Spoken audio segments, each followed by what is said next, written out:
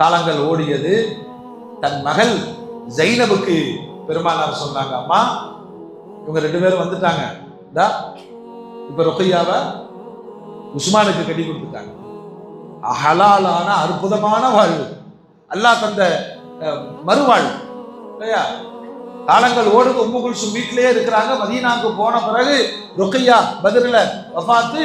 அதுக்கு பிறகு உம்மு குல்சூமையும் உஸ்மானுக்கே கட்டி கொடுத்தாங்க.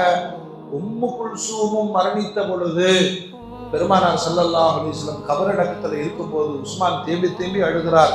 பெருமானார் சொன்னாங்க, உஸ்மான் எனக்கு இன்னொரு புள்ள இருந்தாலும் உங்களுக்கு தான் கட்டி கொடுப்பேன். அவ்வளவு உயர்வான குணத்திற்கு சொந்தக்காரர் உஸ்மான். இரு ஒளி உடையவர் என்ற பெயர் அவருக்கு வழங்கப்பட்டது. பெருமானாருடைய 2 பிள்ளைகளை மனம் முடிச்சார். அடுத்தடுத்து ஒன்னா கதங்கச்சியை கட்டுறது ஹராம்.